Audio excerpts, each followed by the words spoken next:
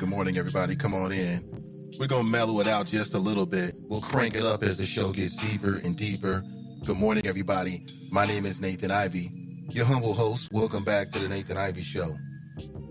Today, of course, I want to talk about everything that's happened within the last 24 hours, of course. But I also want to talk about 3 things that I don't want you to forget. 3 must-remember things that have happened throughout the week, most of which we have discussed this week. I want to remind you as we go into the weekend.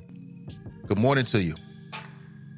All right, I got a different number if you want to give me a call this morning, 513-218-0403. That's my secret bat channel, but I'll share it with you exclusively.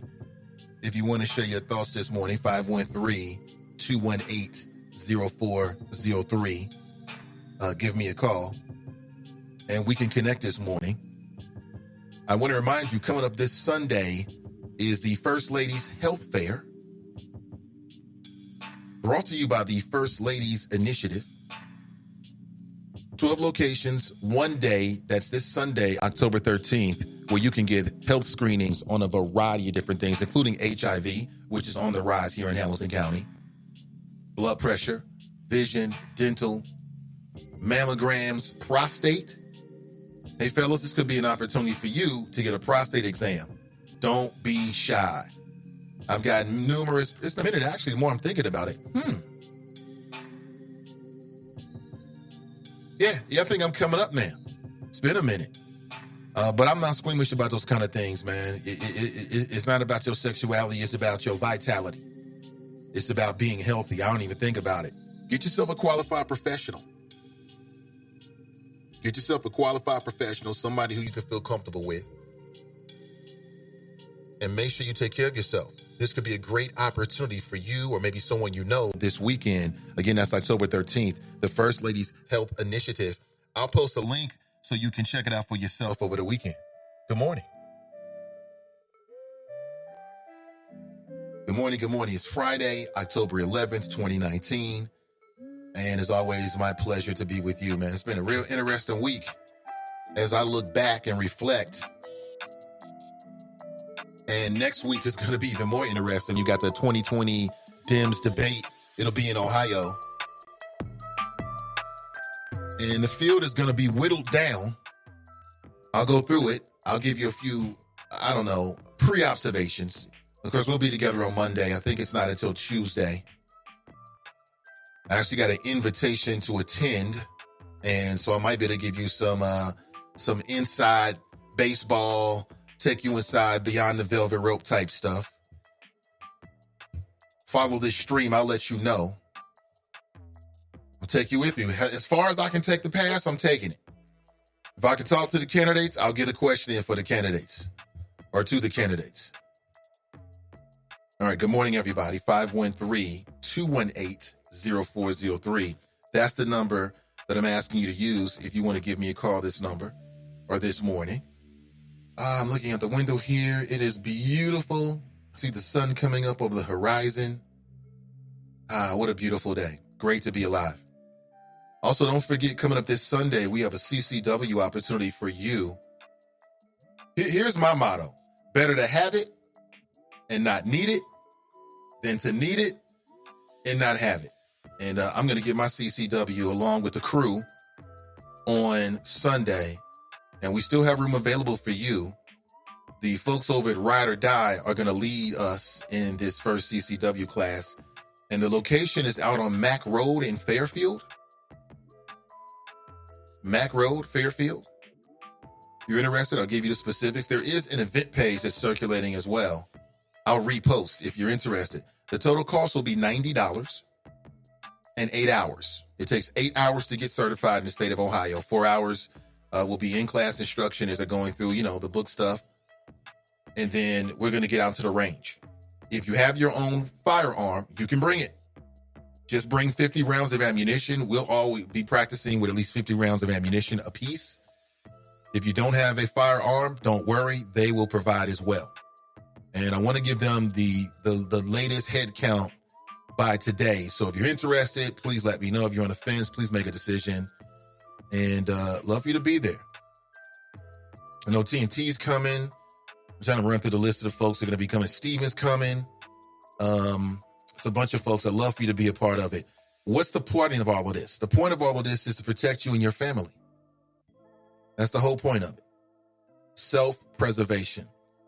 And then after that, we're going to set up a class in November. Matter of fact, I'll talk with Forte about that between now and Sunday so we can put out an official date.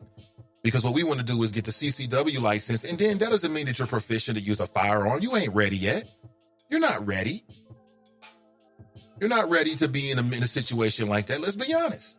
Now, by all legal accounts, you have legally did and qualified, so now you can have your CCW. But I don't have no illusions. Let's be real here. You ain't ready. You're not proficient, but we'll get you there. We'll get you there. This is the first step this Sunday. Again, the cost is $90. It goes entirely to the instructor. That is a group rate they're giving us, which is a bit cheaper than what they normally charge per person for something like this. And you can PayPal me, Nathan Ivy Show, or you can Cash App me, Nathan Ivy Show. However you want to do it. And they will accept a partial payment, like 45 now, the other 45 the day of, which is Sunday, just a couple of days away. And this is not going to get in the way of your Blink plans. If you're going to go see Blink on Sunday, that's not until the nighttime. You can still get your CCW on with us this Sunday, October 13th. And again, we're going to set up a tactical class in November because it's going to be outside and we want to get in before the weather really, really turns. Okay? So let me know. Viva la Choppers. Viva la Choppers. Let me know. Long live the Choppers. All right, again, 513. I'll get a bit of a numbers change here. I'm not going to explain it all, but 513-218-0403. That's my super secret Bruce Wayne Batman line, Black Man Batman line, really Black Panther line, straight to Wakanda. But I'll share with you the Choppers if you'd like to share your thoughts. Good morning. Now, what are your plans? What are your plans this weekend? Are you going down to see Blink? Are you going down with your family? Enjoy it. Enjoy the city. There's a renaissance happening in the city. We all know it. Enjoy it. You deserve it. But stay woke. We know it's work to do out here, man. Enjoy it. But enjoy it. Kick back. Enjoy the sights. I did not go down yesterday. I'll probably go down sometime over the weekend with the family. You know, my kids will get a big kick out of that kind of stuff. Plus, it'll be like late. You know what I'm saying? Man, if my son's up at 10 o'clock, boy, that boy becomes like a whole other kid. It's like an entire, where'd my son go? I can't even describe. It defies description. It really, really does. So I've got 3 things in mind that I want to remind you, and I join you as well if you want to share your thoughts this morning at 513-218-0403. Please feel free to share your thoughts. Of course, Tracy Hunter was released this week. Yeah. I think that she was a political prisoner for like 70 plus days. And let's call it what it is. Everybody knows that she was a political prisoner because look at how she got out. The way that she was ultimately released from the Hamilton County Justice Center says a lot about the fact that she never should have been in the first place. You out here getting 3-for-1s? Who does that? Everybody gets out like that? They should have gave her a 5-for-1. For every 1 day she did, they give her 5 days. They consider it 5 days. That's what they should have done. Get her out even more expeditiously. But she's out and she is talking, and we're going to see what happens next. But she was a political prisoner for 70 plus days in modern day Hamilton County. I heard somebody say like, oh yeah, this all started 2 years ago. No, it started 10 years ago, 11 years ago. But what will be the conclusion? And I'll say it again. We let this happen. Collectively, we let this happen. But it doesn't mean that we have to let this happen again. See, that's the thing about it. You know, if somebody makes the observation that Black Cincinnati collectively failed Tracy Hunter, we can debate that. But what we cannot debate is that next week is a brand new week. Tomorrow's a brand new day. And what happened in the past Doesn't have to be our future. That's a great predictor, but it doesn't have to be the overwhelming factor. You know what I'm saying? That's how I look at it. But what about you? Love to get your thoughts this morning. Hope you're doing well. And if you're on the fence, strongly consider it. Strongly consider joining us. It's not too late. You're going to have a blast. I'll be there. The wifey might join us as well. She may join us. We're trying to work it out with the kids. And then a lot of the choppers will be there, or some of the choppers will be there, voices or names that you may have come across. And it's about learning. It's about safety. It's about doing it the right way. And it's about legally strapping up to protect your families. That's what it's about. So please feel free to join us. Now, someone said, well, what's the next CCW class? At this point, we don't have a CCW class that is planned between now and November, but it doesn't mean that we cannot. It just depends on if you're interested or not. Let me know.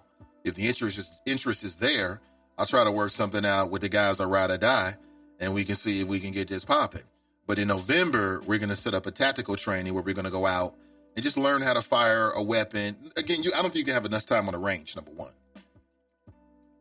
And then number two, learning from instructors who are professionals and learning how to deal with emergent situations as a Black person in particular, I think can be very valuable. So for instance, if you got a CCW permit and you find yourself in an active shooter investigation, what should you do? Shots ring out. You with your kids and them. You with your cousin and them. What are you supposed to do?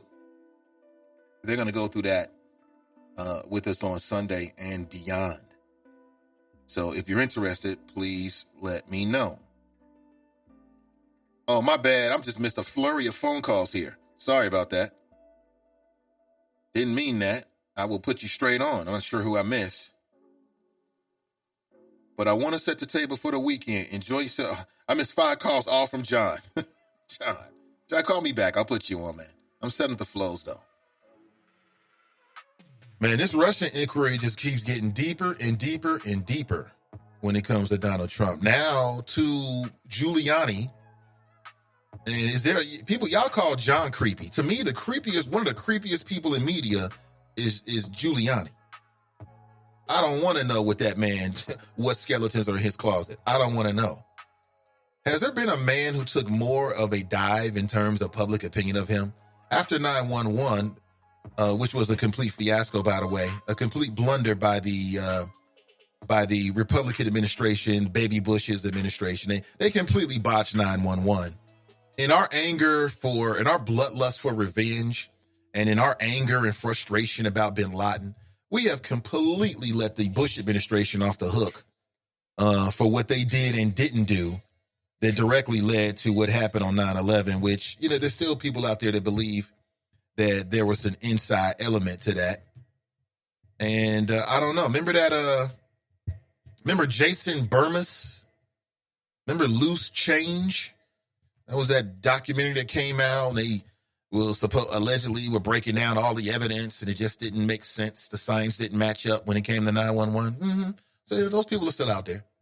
But we got so caught up with, these brown people hit us. We got to hit the brown people back, that we've forgotten that it was a major intelligence blunder by the Republican administration. Republicans supposed to be all super tough, and we're going to keep America safe. You didn't keep us safe that day. Let's text John's phone call and see what's on his mind. Good morning, John. It's a Friday. Good morning to you. Good morning, Mr. Nathan Ivey, and the good people of Cincinnati, as well as the people around the world, and the choppers. How are you today, sir? I'm doing great. Welcome. Before we get to the equality town hall meeting, LGBTQ function last night. How'd I know somebody's going to bring that up? Before we get to that, I'm glad you just rewind and remind us about the 9/11 investigations and the blunders of the Republicans as well as the Democrats. So let's not exclude the Democrats out of that mess. That with 6 investigations, here it is, maybe 10, 15 years later, nobody held accountable for the mess of that investigation. 18 years later. 18. We don't need to rewind that mess because you didn't hold nobody accountable. Who was that? Senior Bush and I'm not Bush. Yeah, Senior Bush and I forgot the other guy that was in charge of the investigation. 500 something page outlining how Yeah, different Republicans, Democrats, intelligence there was a committees. cover up. Nobody. It was a cover up. It was a cover up. Yes, because I can end with this. Well, if you look at the doofus George Bush that was sitting in Pennsylvania in a junior high school, telling a little story, the kid time stories. I know Pam and some of you callers don't like it when you like to hear my voice, but you imagine you're a junior high school kid and you're sitting in front of the president of the United States, and some secret guy comes sitting in front of the class. Somebody comes to George Bush's ear, whispers in his ear. He walked back. He sat there reading the story. The guy came back out 15 minutes later, whispered in his ear again. He sat there and walked out. And then finally, he eventually got up. Sorry, little kiddies, but I got to go. I saw no urgency of this guy leaving that classroom. So the cover up was there, and what little information he got, all he had to do was play the game. He couldn't even play the game right. He We couldn't got even it. act out he couldn't even act out the cover up. We got it. And still nobody knows what happened to that jet plane that landed in Pennsylvania. Yeah, I don't want to rehash the whole 911 Yeah. thing again, John. You said you want to talk about that debate last night. So I just wanted to gloss over that because I know you brought it up and you kind of just fluffed up my memories and got me back in that. I don't know how much of that town hall, well, they called it CNN Equality Town Hall. They didn't want to say LGBTQ. But if you look at the setup with that whole town hall meeting, each candidate got up. I think it started with Cory Booker for 30 minutes, and the audience had a chance to ask questions, hard questions. Basically, what are you going to do for LGBTQ? How are you going to safeguard us, our rights, and all? The typical Biden. Then Bernie got up. Booker got up, Bernie, Biden, and then all the other candidates down the line. 30 minutes. 30 minutes. It started at 7:30 and ended at around 11:30. The problem I have with that is, how can they get their platform on the table? And I don't have a problem with the LGBTQ. But what about, I know, Choppers, you don't want to hear it. What about reparation? I mean, how do they jump in front of us? And, okay, you can say, well, the last couple of town hall meetings or debates, the question was throughout. No. If these candidates, between now and before they whittle it down to next summer, if they don't do a platform, a debate on reparation, black people stay home. Because Zorro will stay home too.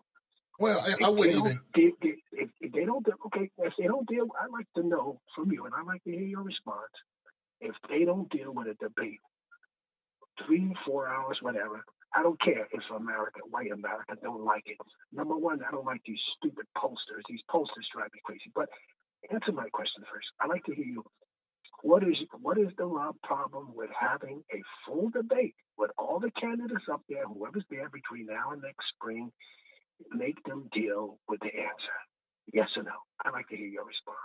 Well, my response is this: is that I hear what you're saying, but maybe you're not going to get that from CNN. BET did a presidential town hall that was done by a black PAC called the Black Economic Alliance, and it was on BET. I'm not sure if you watched it. When I go to their YouTube channel, they don't have a lot of plays as much as maybe CNN does, but those kind of things are out there. And then I don't know if it should be. Black issues are bigger than just reparations. So I think if it was a town hall that was all focused on black issues and reparations was a part of it, I'm cool with that. I'm down with that. No, I didn't know about it. I'm glad you brought that up, and I'm going to go to YouTube and see if I can find it. Yeah, check it out. Me that debate on BET, did they have any candidates showing up? Yeah, there's some candidates. It was dry. It was dry because Soledad O'Brien was the moderator, and there wasn't a whole lot of back and forth. It was kind of like to throw the question out there. You got to check it out for yourself and tell me what you thought. I mean, it was cool. I liked it. The questions, though, the answers were very similar to answers you get other places, though. You know, they didn't say anything that was so remarkably different than what they say already. But check it out for yourself and tell me what you think. Well, I will. I'm going to look that up today, and I'm going to go on YouTube. I'm sure YouTube has it by now, and I'm going to see, and I'll look at that over the weekend. But what I see between now and the spring of next year or the summer, if these candidates, whoever's standing between now and next year, if they don't sit down on the Democrat side and deal with reparation, you're not getting my vote. And I think black people should not do that. Well, I don't care if you got to put that doofus back in the White House if he's not locked up. But if he goes back in the White House, so be it. But if we can't deal with reparation, once again, we let Barack Obama get away with it. Oh, boy. I know. There's more issues on the table than just reparations, though. That's not the only issue on the that should be on the table for black people in this country, in my opinion.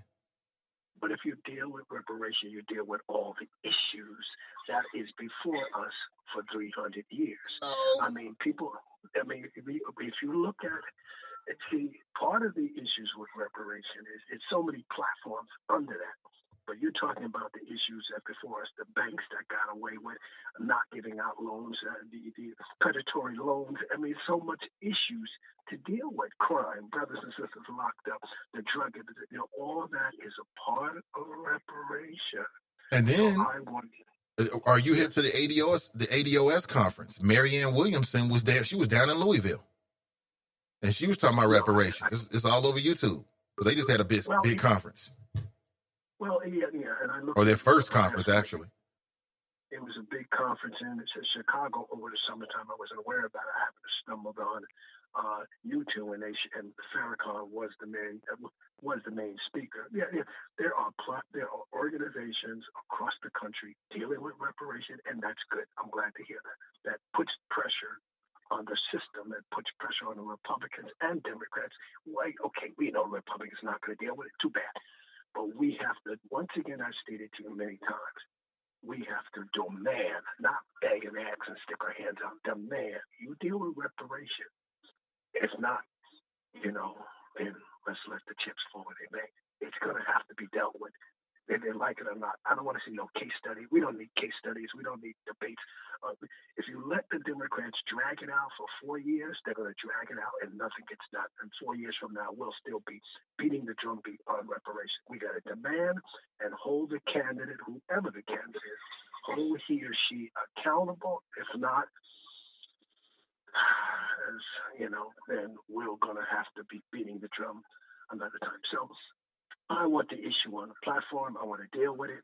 Are you going? But does it make a difference? I mean, would you vote? Is that something that would get you out to vote? Or are you going to write in Zorro or Mickey Mouse or something like that, like you did last time?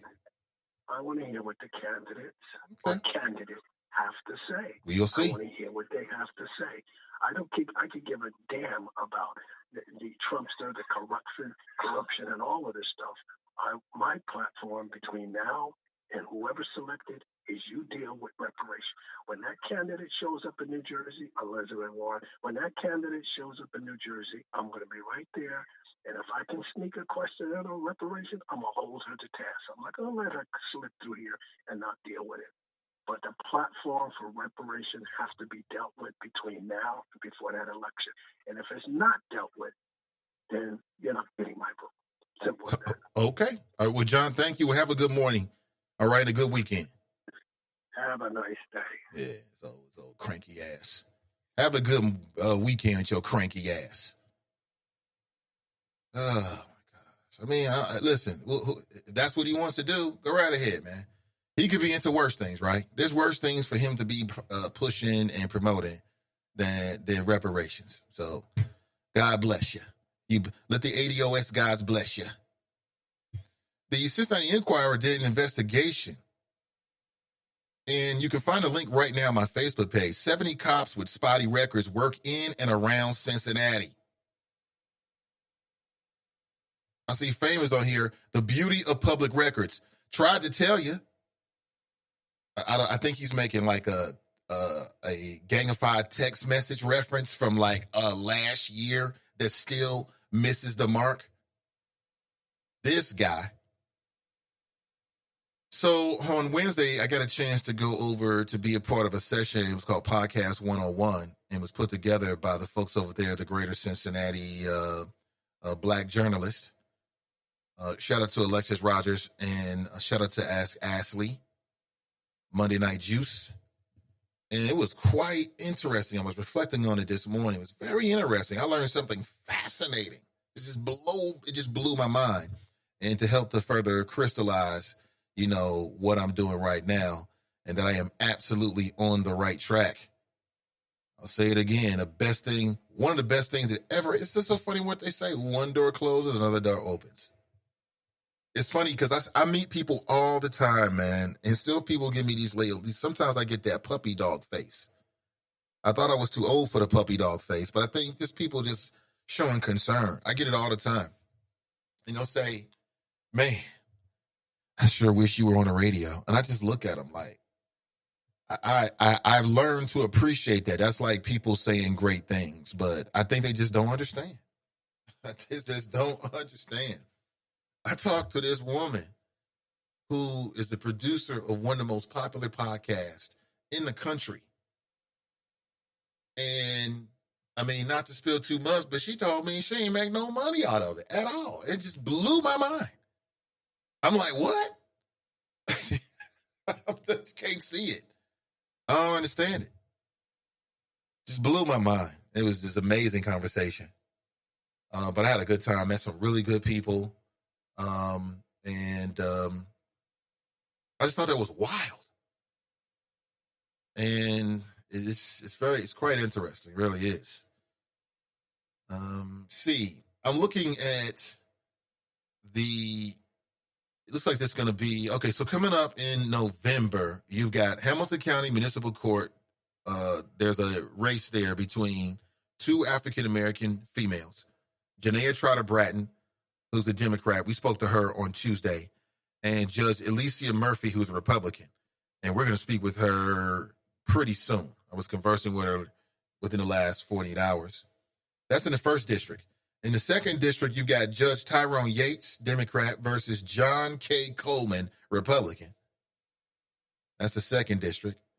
In the sixth district, you got Judge Josh Berkowitz, Republican, versus Judge John Kennedy, Democrat. They're both white males. Judge Tyrone Yates and John K. Coleman are both African Americans.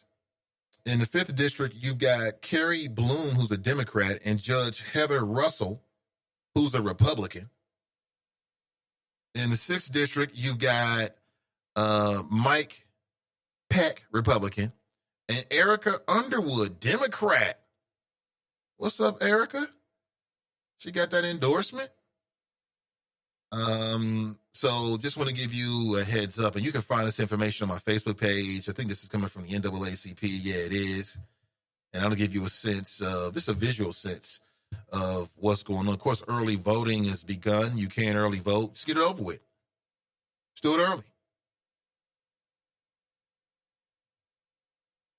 Yeah, just do it early. Get it over with. What's up with you, Pam? Hey, William, I'm sorry, man. I will call you so we can hook up. So we can definitely hook up. Oh, man, look at my GQ moment, man. Thank you so much for the well-wishers. That's funny. Shannon writes, the set of Sparks call. They want their whole shit back. That's funny. Oh, man. That is hilarious. Hey, listen, a little bit of bad news, though. It's not the worst news, but a little bit of bad news. No Donnie B podcast today. Donnie B has somebody very close to her in her family that's dealing with something. And, of course, that always takes precedence. And just a very busy woman. So we'll pick back up next Friday. Okay, you can always go to wherever you listen to podcasts and you can subscribe to that podcast.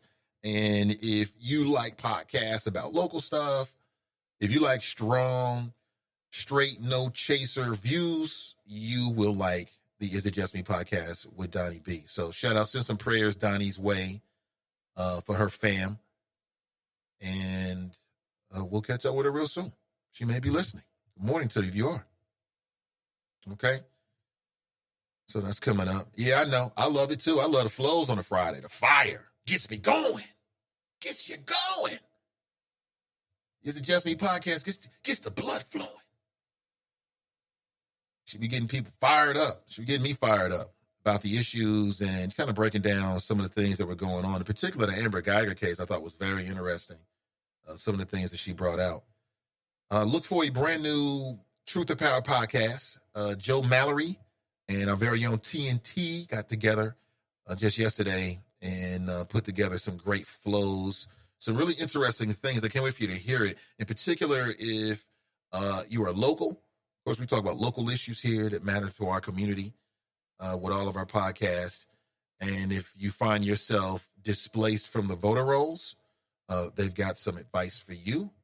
It could be a remedy for your situation. These damn Republicans, man, they'll do whatever it takes. They'll do whatever it takes. Any legal way they can, tie it up in the courts or make it just a little bit more difficult to siphon off just a few hundred votes here, a few thousand votes there. If you can siphon off a few hundred votes here and there and here and there, believe it or not, there are people who get paid to map out all that stuff. They're mathematicians and they're mad political scientists. I'm not making it up. They sit around with the charts. They'll get the census data. They'll get the voting pattern data for the last 20 years. And they'll make a profile and a projection of what's going to happen based upon all those trends. I'm telling you, somebody's sitting in the office typing away right now. Trust it. Trust it and believe it. Good morning to you. If you want to share your thoughts this morning, I've got a I've got a completely different number for you, 513-218-0403. And that is my T'Challa or Cyber Wakanda secret back channel, but I offer it for you this morning if you want to share your thoughts. Again, all I ask is that you open your mind before you open your mouth. Other than that, it is all good. It's all good on a Friday.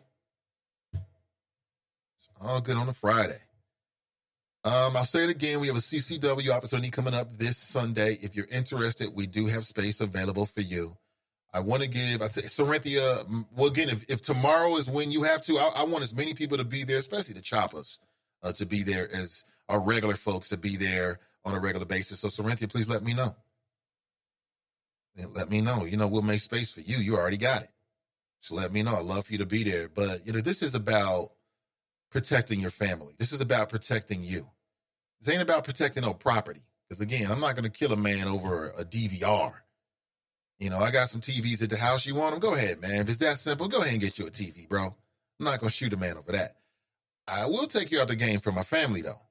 Very quickly, with no remorse. I ain't going to shed no tears. But you never want to go that way. But again, here is my personal motto when it comes to firearms and CCW and weapons and stuff like that. Real simple. It's old school. I'd rather need it and not have it. I just fucked that up. I'd rather have it and not need it. I had a pregnant pause and everything. I'd rather have it and not need it than need it and not have it. Why do I want to start with the second part of that over and over again? I don't know. It's the Bush in me, I guess. I don't know. What about you? College students protest USC John Wayne exhibit for endorsing white supremacy. Love it. Love it. Okay, I'll see here. What is this? Masculine black man, check your male privilege before entering. Oh my God, what in the hell? What is this at? At the Sacramento Kings office? Where is this at, Rhonda? Masculine black man, check your male privilege before entering. What? If you give a pig the White House, huh? That's a book? Is that a real thing? What up, Akeem? What is this? Okay, interesting. It's what? I'm inside the Friends page. Killer of black man in parking dispute gets 20 years. And we followed this story from the beginning to the very, very end.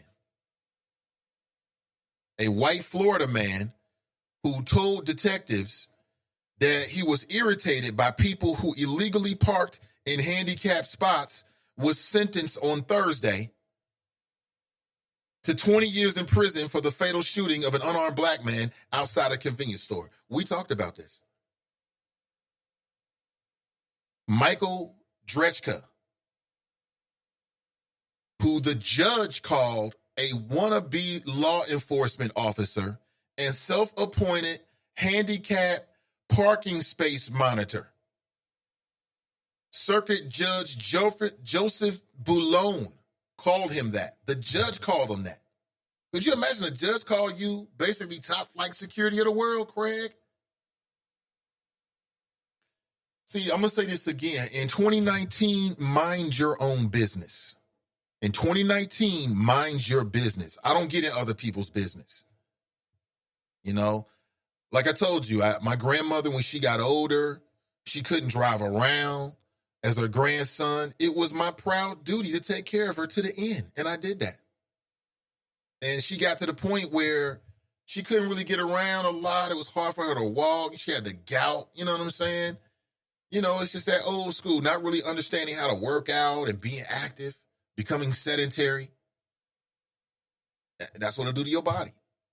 Mix in some, 50 years of soul food. Come on now. And it got to the point where she had a handicap sticker. So she had a car. My grandmother had a car with no license. I'm not making this up. My grandmother had a brand new car with no license. It's funny. Because she used to get into it with my grandfather. He used to tell her that she didn't need a car. But, how you going to tell a grown person what to do with their money, right? I watched this as a kid, man. It was a Buick. It was beautiful, too. It was blue. This is going back to like 90s, early 2000s. And basically, she would, family members, myself, people would drive her around in her car. I swear to God. And she had a handicap sticker. And I remember there were so many times when I'd be pulling my granny up, because, I want to get my granny as close as I can to the door. I'm helping her up. All that. Make sure she come in and out. Make sure she's safe. I can't tell you how frustrating it is and how many times I started to notice it.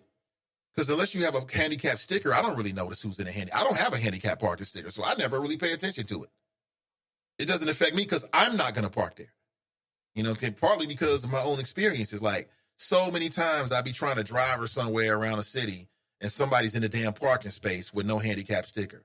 You really are, you really are getting away at people, man, who are literally handicapped.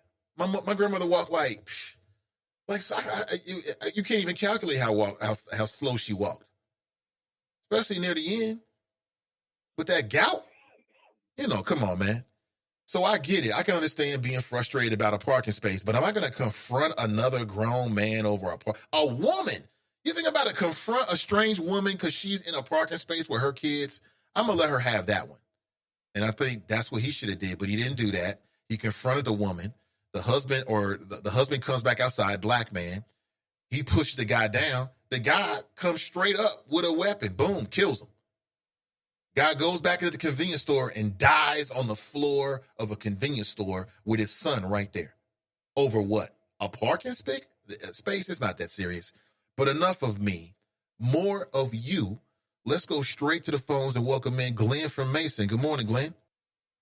What's going on, Nate? How you doing, man? I'm doing Happy fantastic. Friday. Thank you so much. Same to you, brother. I'm doing great. Hey, before I get into my Friday flow fade, I got a question for the choppers out there. Nate, I'm looking for a tutor for my son. He's a 7th grader, and I'm looking for a math or science tutor. I would prefer that they would be black, but if they can teach my son and tutor him, I don't care what color they are, but I'm going to throw that out there to the chop shop. I know there are a lot of what grade? people that got 7th grade. Okay. 7th grade. He's a junior high schooler. Okay. But, I just thought I'd throw that out there because I know a lot of, we got resources out there. Not what you know is who you know. And, I know the choppers, especially lady choppers, know a lot of people out there. So just throwing that out there. If you got any advice, put in the chop shop. If you're on Facebook friends, message me. But, just wanted to get that out there. Now for my Friday flow fade, Nate. Not only did I stop my fade away, but I got a crossover and a step back to it with a little false, like professor-like shake from, Balls of Life type stuff. But, Nate, have you noticed that Rudy, two of his friends, before they decided to try to leave the country, they were arrested at the airport. And guess what happened, Nate? They are former Russians working, trying to get Ukraine, trying to get influence in the Ukrainian government. And now it won't be soon, Nate, before they indict or throw charges at Rudy Giuliani. Now, Nate, if you remember, 2.5 weeks ago, people were saying this was a nothing burger. This was a waste of time. And what did I say, Nate? This is completely different than the Mueller report. And more, people inside the government, just regular old government employees that have been there through multiple administrations, they noticed something a long time ago, that this guy is corrupt as hell, and for whatever reason, they're starting to come out of the woodwork. And this is what's going to happen, Nate. And again, I called this a long time ago. I'm not one to brag, and I don't want to get any credit, but you got to say, Nate, that I put it out there early on, and it's turned out to be true. You did. You said it was serious from the very, very jump, and it looks very serious so far. And have you noticed that Donald Trump yesterday he attacked Fox News because they showed a poll saying that 51% of Fox News viewers think the president should be impeached. Did you see what he said? Fox News, they're no longer for us. Like, they weren't supposed to be for you anyway, Donald, but that's what he thinks. He thought that they were on his side, that they would never do something journalistic like a Chris Wallace or a Neil Cavuto or a Shepard Smith, and now he's attacking them. So it won't be long, Nate. I don't know how long it's going to take. I don't know if the convictions that were handed down by the Southern District of New York are going to affect what the Congress can do, because Southern District of New York, they're going to try to get first crack at these two guys. And I don't know if that's going to hold up their testimony in front of Congress. I suspect that it will, but eventually it's all going to come around. And, the people in the Southern District of New York, Nate, they ain't playing. They don't give a damn about Donald Trump and his, executive orders or, executive, what am I trying to say? I can't get it out. But anyway, they're not going to take the L for Donald Trump, and they're going to come after him full bore. And this is just the beginning. I mean, a judge earlier this week said that it's okay for the Southern District of New York to get his tax returns. Well, eventually that's going to come out, Nate, and that's a big thing, because those tax returns are going to show that not only was this guy laundering money from Russians, but they were basically fronting for his campaign. And Donald Trump is not as rich as he say he is, so all these things are going to come out. But, man, I just wanted to get that out there, man. It's Friday. It's payday. I get to sleep in tomorrow, so I'm happy as hell. And as far as the tutors are concerned, Chop Shop, if you can help me out with that, I would greatly appreciate it, Nate. I appreciate you taking my call, bro, and you have a good weekend, man. Absolutely. Thanks for the call. Appreciate it. And he didn't do the "are you getting what we spitting?" He didn't do that part. I was waiting on it. But I certainly am. All right, I'm on Donnie B's page right now because she got a breakdown she put up back on October the 8th about the arrest warrant that was issued in the Joshua Brown murder. That was big news in certain circles this week, I think on the national scene, because there's still people who don't believe the official story. But she's got a nice little breakdown here. Let me read this to you. Jaquarius told police all three of the men traveled from Alexandria, Louisiana to buy drugs from Brown on Friday. When the three arrived, a physical altercation happened between Green and Brown, according to Jaquarius. That culminated in Brown shooting Jaquarius once in the chest. Then Brown was shot twice by Green in the lower body. Green took the gun and Brown's backpack, police said, and fled the scene as Michael drove away. Police had Michael in custody and released him. Why, she asked. Now they have a warrant out for his arrest? You had him in custody already. Jaquarius snitched on his uncle, who saved his life by dropping him off at a nursing home, not the hospital, when he was allegedly shot in the chest by Joshua Brown. And Jaquarius has zero concerns about being killed by Green or Michael for snitching. All this to rob Brown over some weed? Joshua Brown gets shot in the lower body and dies. Jaquarius got shot in the chest and dropped off at a nursing home and lives. Very interesting. She's peeling back the onion here. She is peeling back the onion. Stunny B breaking it down. Huh. Very interesting. I'm gonna tell you something. That whole, yeah, it's just too much. It's just too much that you're asking us to believe. You know what I'm saying? That's all so perfect. It's all so perfect, huh? So you had him in custody, then you let him go. Now you're still looking for him, huh? Well, he was in custody. Why'd you let him go? I don't know. Maybe it makes more sense to you now, or maybe not. Maybe not. I don't know. You tell me. 513-218-0403.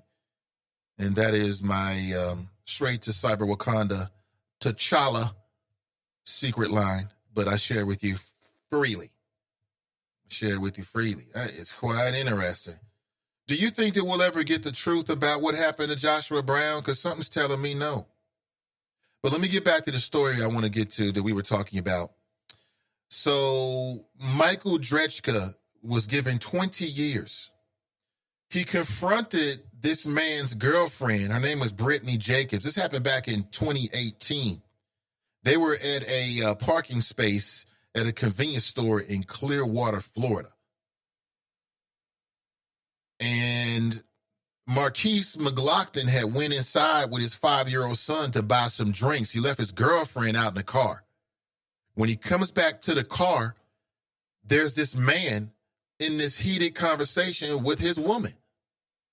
What man isn't going to run and get in the middle of that? Any man's going to do that. That's my wife or some woman I'm with. I'm going to put myself right in the middle between her and this aggressive male. You know what I'm saying? It's like the damn Serengeti, right? It's simple. What happens next is a learning situation. So Michael Drechka, probably because he knew he had a Glock in his pocket, he's walking all up on this guy. So Marquise McLaughlin, who is black, who is an African-American, he pushes him. And he pushes him down. And that was a deadly mistake. Because the mistake that he made and what we learned in the new America is you just can't be putting your hands on people like that. When you put your hands on somebody, you have to be willing to take it all the way there. You have to leave them unconscious. Because if you leave them conscious, they might pull something on you. You turn your back to walk away or you backing up, they pull a weapon on you. And that's what happened. I'll never forget the video. I think that Michael Drechka was dead wrong to even instigate any kind of altercation with somebody over a parking space. The only way in which I think it's fair to confront somebody over a handicapped parking space is if you're handicapped and that's the only space and you see them pull in and they're not really handicapped. You know what I'm saying? So if you want to get out your car, walk past them and say something, I think that's fair in that case. I think that's fair. You're handicapped. You need that space. You see somebody pull in there that's not handicapped, no sticker. If you want to say something to them, I think that's fair. Notice I didn't say confront them or put your hands on them. Because in the new America, and maybe this is the old America, if you do that, you've got to be willing to take it all the way. You got to take it all the way. Ain't none of this back and forth. I just pushed you. You got to stomp them out. Because if Marquise McLaughlin had stomped them out, he'd be alive today, but he didn't. He didn't. Like Marquise McLaughlin could have just took off on him. And had he just took off on him and left him unconscious, he'd be alive today. Think about that. But what did he do? He was kind of passive aggressive. He pushed the man, which in that scenario, a lot of men would do the same thing. A lot of men would do the same thing because they don't want to kill you. They're not trying to maim you. They're trying to back you up off somebody I love. Back up, bro. You're too close with this aggressive stuff. My lady's here. My kid is here. You wilding out. That's a dangerous proposition for a family man. You don't want to be around that. You want to get your family out of that environment as quickly as possible. And then this mofo's walking up on your lady in 2019?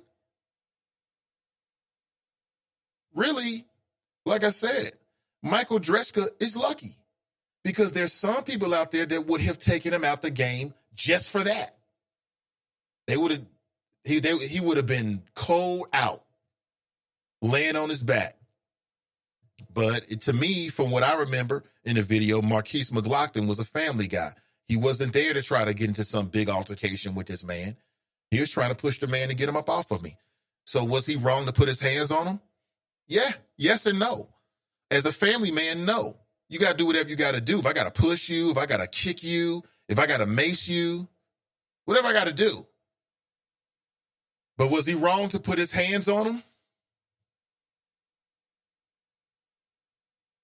He was wrong not to finish it. You know, that's what you get from that. Because the other guy got up, pulled out a handgun, and shot him. Now, when he shot Marquise McLaughlin was like stumbling, he was walking backwards. He pushed him. The guy fell like pretzels in a plastic bag, man. No weight to it whatsoever. He fell on the ground like, ah. And he got up firing. Boom, boom. Guy goes back into the convenience store and dies on a dirty-ass convenience store floor. And he got 20 years for that. Why? Because he started the altercation. And number two, his life wasn't in threat. Now, I could see if Marquise McLaughlin was coming toward him on some Ron Artest type stuff or on some, John the Beast Mugabe type stuff or something like that, on some backyard bully type stuff. Okay, now you can say there's self-defense. I think you got more of a case. But in that video, I'll never forget it. Clearly, this man, this family man, this black man was backing up. He didn't want no smoke. He wasn't trying to seriously harm the guy. That's what men do. You know what I'm saying? I mean, if you walk up on somebody's family at Blink today and see what happens. You walking all close to his wife and talking shit and see what happens. You're going to have a very serious altercation. And depending on the type of person you're dealing with, it could go south.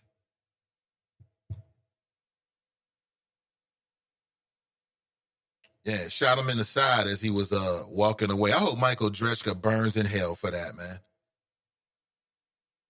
Hope he burns in hell. I mean, this man had kids. You with your you shooting you're shooting a man with his damn family right there. Come on, guy. I hope the boys in the yards deal with Michael Dreschka the way that they talk about it on the Fresh Out Prison series. My man, Big Herc. Hope that's exactly what goes down with him. He deserves it. Talking about he was irritated over people illegally parking in a handicapped spot. Man, you better get some business. Go find something to do. Where we live in, man. R.I.P. to that brother, man. What's the moral of that story? What is the moral of that story? The moral of the story is don't start none unless you really want some.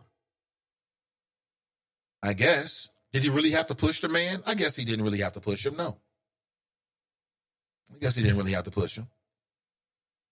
Amy Murray Gilligan of the Week video. Okay, let me go on Twitter and see this, B. I got to see this, man. Drop made a Gilligan of the Week video for Amy Murray.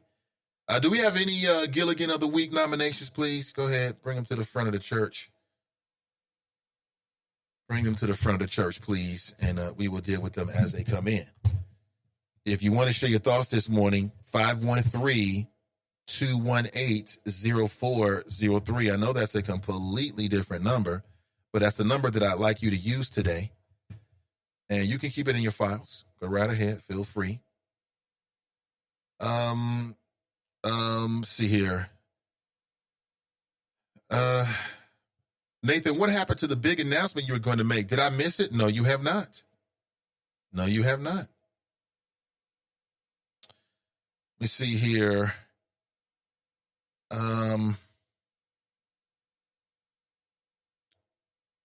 See, I'm going way, way back to the very, very beginning here. Ray writes, Grand Risings all. Good morning to you, Ray.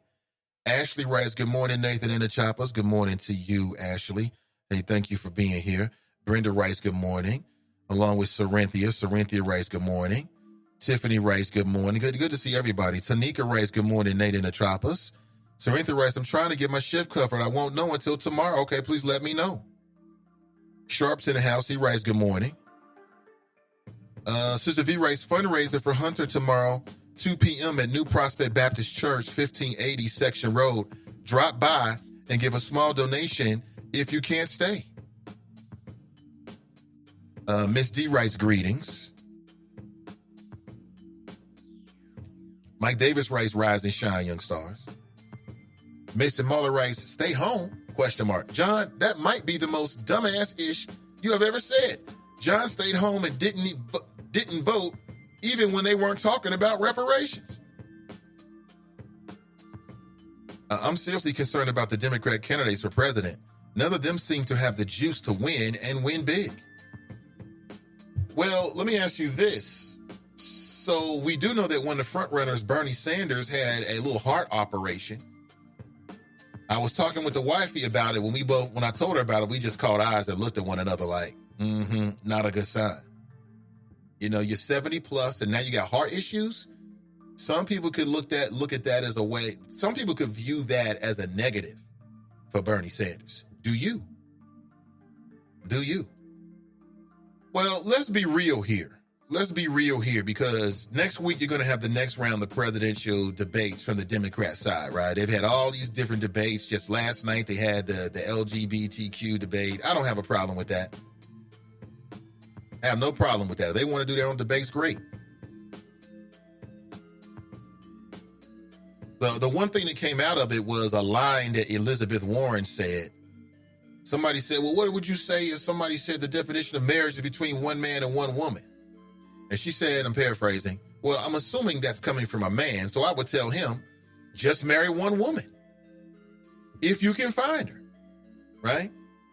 So I don't know if that was something she had previously rehearsed or if it just came off the dome that way, but that's getting a lot of clicks. I don't have a problem with it. Doesn't bother me. I'm more concerned about us than what somebody else is doing. But here's what we do know. More than likely, the Democrat nominee is going to be white. They're going to be non-black. If we had to guess right now, it looks like it's going to be either Elizabeth Warren, Joe Biden, or it's going to be Bernie Sanders. That's what it looks like.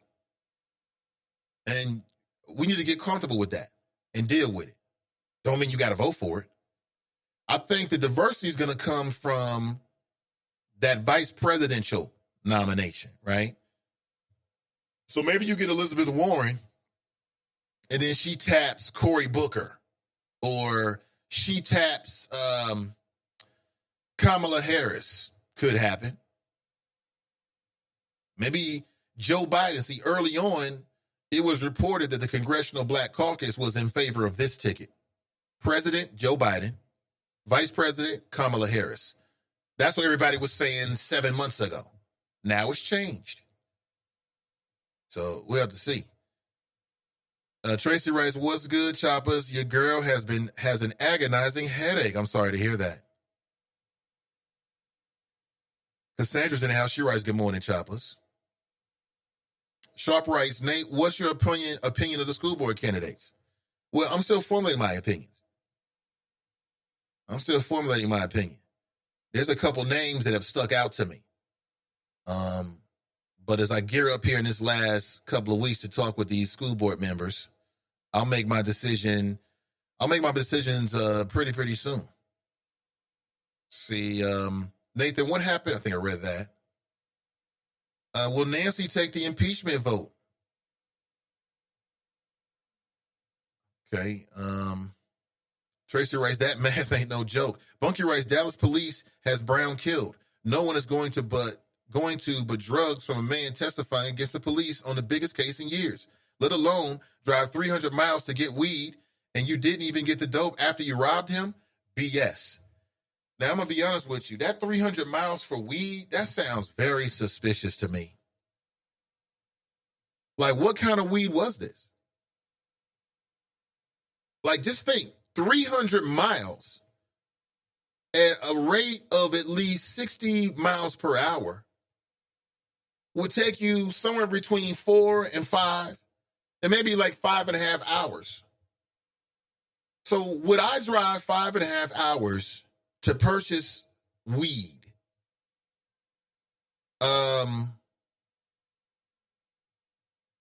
What kind of weed is it? What's the price of the weed? Like, they drove 300 miles one way. Is that one way, Bunky?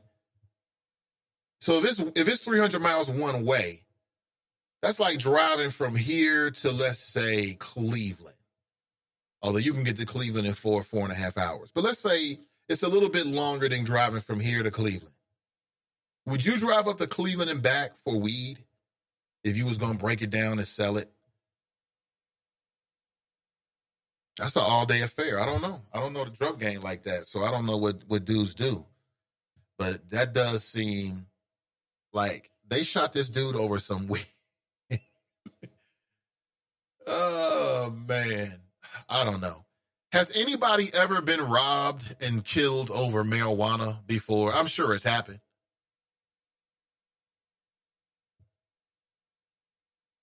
Pamela writes, good morning, Nate and the Choppers.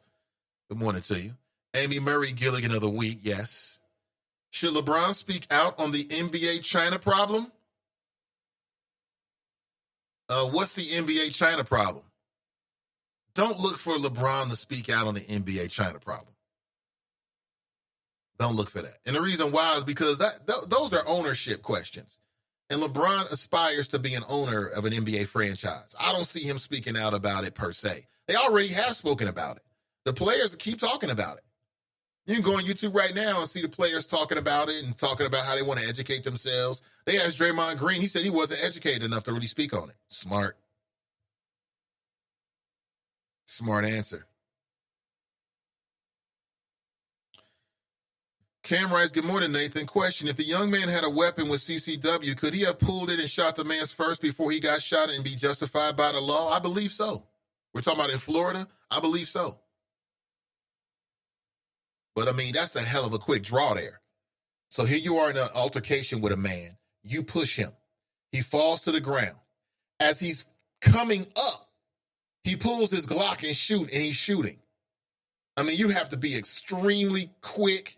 I think that's some movie type stuff right there. I think what it comes down to is the point of contact. The point in which you decide you're going to put your hands on another individual. That's what needs to be thought about. And I think if you have a CCW, then you don't want to be out here pushing people. You know what I'm saying? You want to be avoiding it as much as possible. You know what I'm saying? Okay. You know what I'm saying? I hear you. I'm just trying to leave. You want to get out of Dodge as quickly as possible. To me, a CCW is not a license to start pushing people and, oh, I pushed you. I thought you were going to have a gun. That's like some Trayvon Martin type shit.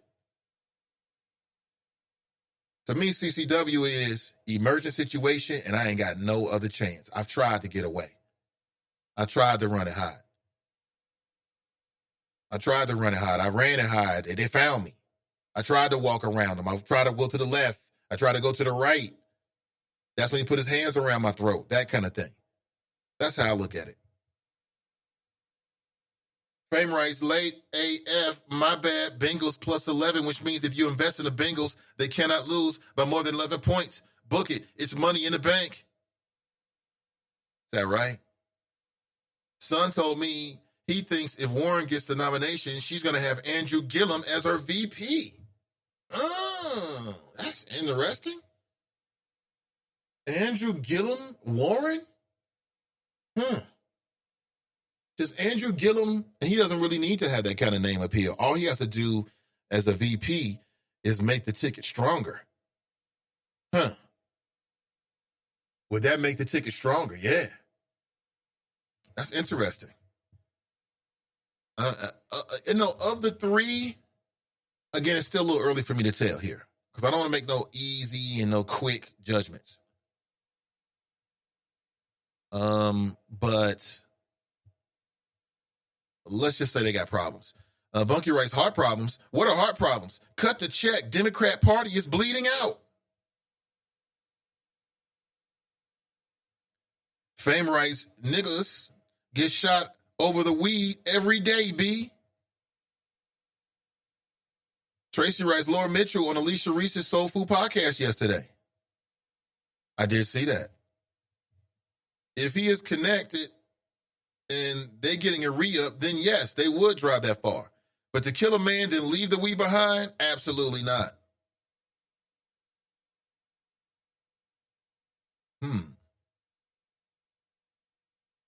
That's great.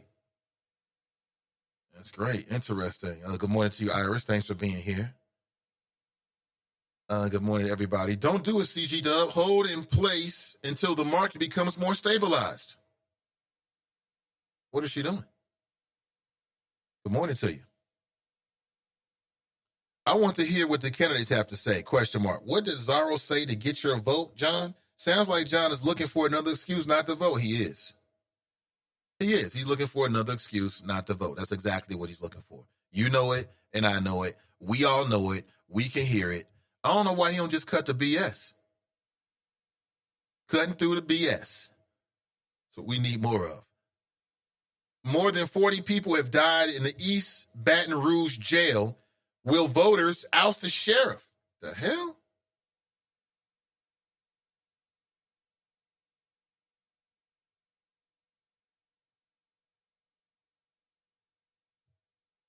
What in the hell? What does that mean exactly?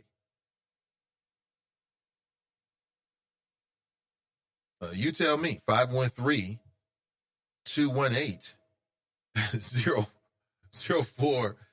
TNT writes, all Andrew Gillum has to do is show his pretty chocolate face. See, he's going to be a big hit with black women. Andrew Gillum. See, I hadn't even really considered that. That's interesting. I can see it. He had a lot of momentum for governor down here in Florida. And we still don't. What was it, DeSantos or something like that is now the Florida governor. Who knows what was happening down there with those votes? No telling. Drop writes, Andrew got too much baggage. What baggage does Andrew Gillum have? Drop. Sister V writes, Andrew Gillum, now we talking. Somebody needs to grab him up. I met this brother and his wife in April on the Time During the Morning Show cruise. This guy is the truth. Knows his politics, smooth tongue, young, gifted, and black. Smooth tongue, huh? Fame writes, Bunky, that's not true at all. I know several people who drive to Colorado once a week to cop-ish. Well, I mean, I can see going to Colorado, depending on where they're coming from. That's a legal state, right? So you're going to get something different. This dude is in Dallas. I can't imagine he was running some big time operation in Dallas, living in an apartment building. I mean, he wasn't mass. I can't see this dude mass. Joshua Brown, was he like the mass? Was he like the street pharmaceutical kingpin of Dallas? Is that what he was now? Breaking Bad. I don't know. That story still seems a little fishy to me. A little fishy.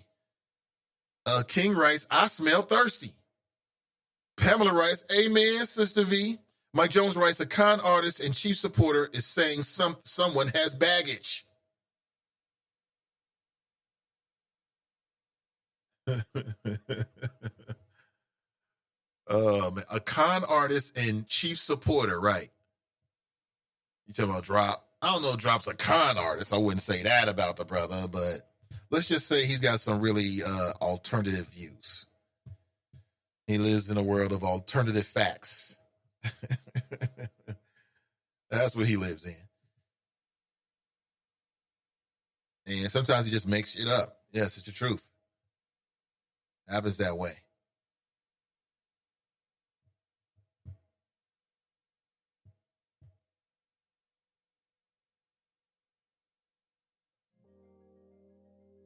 Yeah, sometimes it just goes down that way. Couple of things I want you to remember this morning. 3 things looking back over the week. You remember Rihanna came out this week that bad girl Riri is conscious girl Riri, woke Riri. It was revealed that the reason why she decided not to participate in the Super Bowl halftime shows, if that's some kind of big platform these days, was because of her conscience. She said she didn't want to go out like that. She didn't want to play Colin Kaepernick. What? Yeah, you can be a big time pop star and have a little bit of a conscience as well. Nothing wrong with that. I appreciate it. I really do. And all the people out there who are hoping that Colin Kaepernick gets his job back, so what? That is not the end result. Not sure what the end result with the NFL actually is, but it ain't that. It ain't that, definitely. 513, what is here? 513-218-0403 if you'd like to share your thoughts. Hey, there was the guy in Winton Terrace who they say was a kingpin living in an apartment. True that, Tiffany. Facts. I remember that guy. You're right. Facts. Pamela writes, TNT, I wasn't into Andrew at first, but when all that intelligence came out of him and I heard his smooth lines, I fell infatuation. A beautiful mind does it for me. That's why I likes me some Mason Mahler. Then she puts in parentheses, in a good way. We know what you mean, Pamela. I can hear John right now. I can hear John. I can hear him in my head right now. Tracy writes, thanks for your prayers for my nephew. He's still got a long way to go. Shot 6 times? He got shot 6 times, Tracy? Hey, what is this world happening? Well, again, thoughts and prayers and nothing but positive vibes to you and your family, Tracy, and your nephew. I did see that on Facebook, man. It's terrible what we do to one another. It's absolutely terrible. Drop writes, 100% Tiffany. What about the dumb dude who pulled a gun out of his pocket as the popo rolled up? Dumb. Frame writes, Dallas. Y'all think after almost a week the Louisiana police people would have been had family members saying this ain't true? Most of all, y'all have never spent a day around the underground market. Stop placing your irresponsible ethos into their world. You don't know what they do. Cats move-ish from Detroit to Florida and vice versa. Distance is not a factor if you got the loot. 6 hours is nothing. Okay, thank you for that, Fame. Thank you for putting us on the right path, man. Appreciate it. Drop writes, 100% Tiffany. I think I read that already. Let me see. Pamela writes, oh, hush with that John mess, Nate. He makes me ill. Pamela writes, Drop writes, Pam, get out of the shower. See, Drop is instigating. Stop instigating, man. So just yesterday, man, we got a phone call from a member of City Council. Her name is Tamaya Denard. And we talked about some of the things that happened in City Council on Friday, including the ban on discriminating against natural hairstyles, which, as the Cincinnati City Solicitor has said in open council, will make it easier to enforce it if there is a law specific about it. Amy Murray is, I don't know, where is Amy Murray? Earth to Amy Murray. Earth to Amy Murray. Let me see if I can do a Vulcan mind meld with Amy Murray right now. Sometimes if I concentrate on an individual and I put my hands on the microphone, I can mind meld with them. We become one mind, which is scary. One mind. Where is Amy Murray? Oh, there she is. I see her.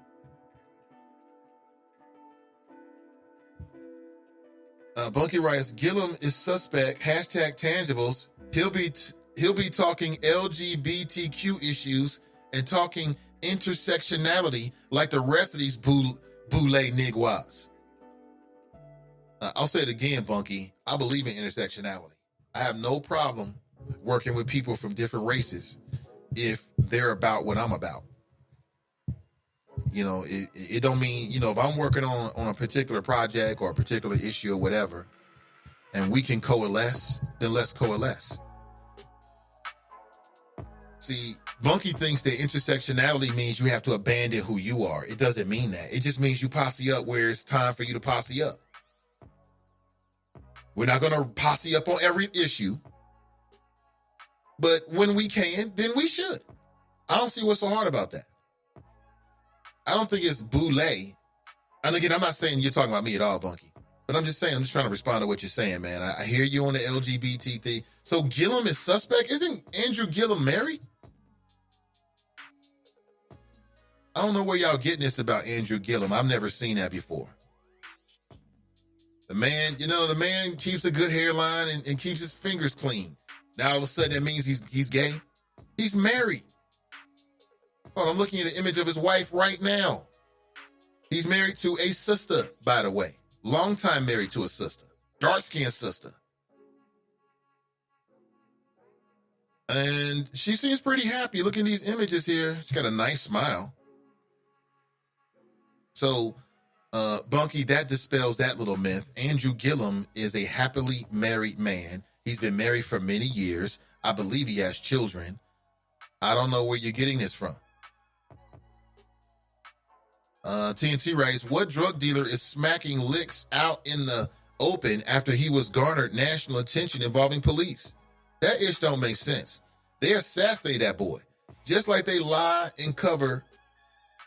Just like they try to lie to cover up for Amber Geiger. I feel like they lying now.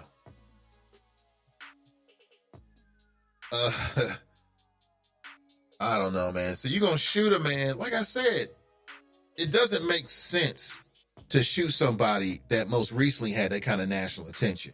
But that doesn't mean that these brothers was paying attention to it. Or they could have been fully versed in it. They knew about it. And at the point of transaction, something went wrong. If Joshua Brown starts shooting people, then if you got a weapon, you're going to return fire. It could have been just as they said. Now, I'm going to tell you again. To me, I don't like coincidences. Some coincidences are natural. Some coincidences are BS. And I don't believe none of this. At the same time, as I think about it intellectually, I got to look at the other side. And I got to ask myself, is what the police selling? Is any of this possible? I got to do that. Lawrence Jones in the house, he writes, the saddest part is that nothing about the brother's death is definitive. Good to see you, Lawrence. See here. Trying to make sure I get your chat. I think Bunky writes, so Brown lives in the same apartment as Geiger, was running a drug ring all the while testifying on national TV against a cop, and someone would be so sloppy to drive 300 miles to get a plug when there's plenty of plugs in Louisiana. Bunky, I'm not saying that what you're saying don't make sense. The way you just put that out, it makes perfect sense, bro. I'm with you 100%. That don't make a lot of sense. But stranger things have happened. I don't know. Mason Mahler writes, good point, Bunky. I don't know. We'll find out, or we won't find out. My question is, do you think we're ever going to find out the truth? Will the truth ever come out? What if they produce an eyewitness who saw it all? And the eyewitness corroborates what the police is telling us that they believe happened. That's number one. Number two, how many unsolved murders are out there like does Dallas have on the books? It seems very interesting that within a week, they already got the details on this. But if you believe the story, somebody was dropped off at a nursing home. There's a lot of raggedy, loose ends to this. This seems like less than a professional thing right here to me. It's just too many loose ends and raggedy, frayed edges. Mofos driving off by themselves. Other mofos running off on foot. That's a recipe for getting caught right there. Dropping people off at the nursing home with gunshot wounds. They're going to report that. They're going to report that as soon as you go in the back. They're going, oh, police, we just got a gunshot wound. They're trained to do that. So this seems like a Keystone Cop maneuver to me, but we shall see. Again, I ask, if you believe that this was an assassination, For what? Amber Geiger? Was she that important? I don't think so. I don't think that Amber Geiger is that important. I really don't. But stranger things have happened. Stranger things have happened. It is not outside the complete realm of possibility. And if you've got a healthy skepticism about the system, then I believe that it's warranted. If you're skeptical and you don't really believe it, then, especially if you're a person of color, who am I to tell you that you don't have history behind you to back up your suspicions? Oh.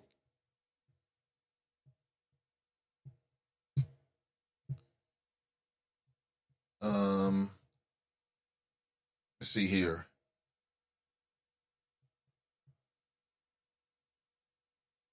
You know, okay, we got someone on the line here. Let's go straight to the. He hung up. Coming straight to you. But call if you like, or you can just take a free ride of my thoughts and chill out. You always got that choice here on the Nathan Ivey Show. You can engage on your level. You know, I mean, I'm here to rock and set the table either way. Either way, but a few things to think about. So let's say yesterday we had Tamaya Denard on, and she was talking about her proposal that would have, if passed, would take away the responsibility that's been placed on the United Way of Greater Cincinnati. And that is to decide and to disperse these city funds to various nonprofits based upon their efficacy. I don't think you have to be a big time nonprofit in order to be effective to the people. I don't believe that at all. Just because you got a big fancy building on Reading Road, just because you got a lot of people making a lot of money, doesn't mean that there aren't some other organizations that may be new that can't do a great job of connecting with certain constituencies here in Hamilton County. I think as we move forward and we're asking ourselves, like, man, we got all this wealth in the city, we got these nonprofits, are we getting a good return on our investment? I think it's completely fair. I think it's completely fair to do to the United Way what was done to the Center for Closing the Health Gap. And that is a full public review. I have no problem with it. I never had a problem with what the media was doing per se, you know, about the Center for Closing the Health Gap. My issue was that it wasn't fair. It wasn't, you should do that with all the nonprofits, not just the one that's read by black folks, by Dwight Tillery and his crew. You know, but just because you're black doesn't mean that you should suffer any less the wrath of the people. If in fact you're getting city dollars and you're just not giving us a good return on the investment. They say if it don't make dollars, it don't make sense. But in the world of nonprofits, what I like to know is how effectively are all these nonprofit organizations really meeting their mandate? I don't know. I'll leave it out there for smarter people than me to pick up with it and run with it. Drop writes, Joshua Brown was a paid confidential informant. Uh-oh. Was he? Do you have any proof to back that up, or is this just one of your statements? I mean, I'm not saying it's outside the realm of possibility, but I haven't read that anywhere, Drop. Where are you getting that from? Bunky writes, and all this took place in a gated community with cameras everywhere. Where's the video?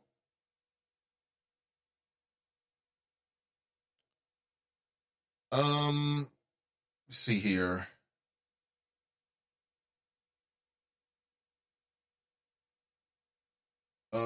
Fame writes, he didn't want to testify, but was compelled to do so. Sometimes the perfect storm hits. I get the distrust of the police, but the guy's a former college jock. College jocks who didn't go pro are arrogant AF.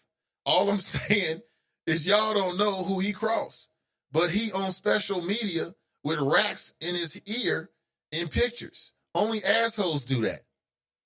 Fame is hilarious. He said, college jocks who don't go pro are arrogant as hell. Hey, some of them are, man. Because they don't, yeah, some of them are. I met a lot of college jocks that didn't go pro, and they are arrogant. They are. You know what I'm saying? For various reasons. But that is hilarious, man. Oh, man. I'm gonna go ahead and give you 2 ABs for that one, bro. That was a good one. For sure. Bunky, you know I'm right. Joshua's cover was blown, and he had a cat back, and he is now dead. Have you heard from his family or the race hustlers asking for justice? Yes, we have heard from Joshua Brown's family via their lawyer on social media. 2 days ago, I read a statement directly from the Twitter feed of, I'm trying to recall the brother's name. They do have a black lawyer, and he put out a statement saying that the family wants a full review, and the family is waiting to see what really went down. They're not convinced 100% by the police's assessment of what led to the death of their family member. So they are out seeking justice. I mean, at least they put a statement out. I can say that much. I don't know if they're seeking justice or whatever, but they did put a statement out. See, Bunky writes, drop, you're a paid informant. That's hilarious. 3 ABs for Bunky on that one. I'm not sure. Drop is out there. But he's a good guy, though. Always welcome. I have some tickets to the Michael Jackson tribute. It's going to be at Bogart's. I've been trying to give these tickets away all for the last 2 weeks. If you'd like to go, they're yours. I promise to have, I won't say these are bad tickets, but it all depends on who you are. Okay? But if you're interested, let me know, and I'll get those to you as soon as possible. And there's at least one person out there that I need to get some JB Smooth tickets for you. I do have them. You know who you are. And I'll make sure you get them very, very shortly, because that's coming up at the end of the month. I want to make sure you get a chance to, I want to make sure you have your tickets so you can go enjoy the show. If you're interested, you want to go party with Michael tonight, and Michael Jackson fans, and let me know. I got 2 tickets for you. You can start your night there and end it down at Blink. You can just blink out. Get your little whistle. You go crazy like that dude in the movie White Chicks. You know what I'm talking about? Big muscular black guy everybody loves. Have you seen that movie White Chicks, the Wayans brothers? Hilarious. There's a couple scenes that are classic, including the one I'm trying to draw your attention to. Classic. If you missed it, you need to go back and check it out. Oh, man, what is this? Oh, man, that's terrible. That is terrible, man. Thanks for posting that, Jesse. It just warms the heart, man. Very, very terrible.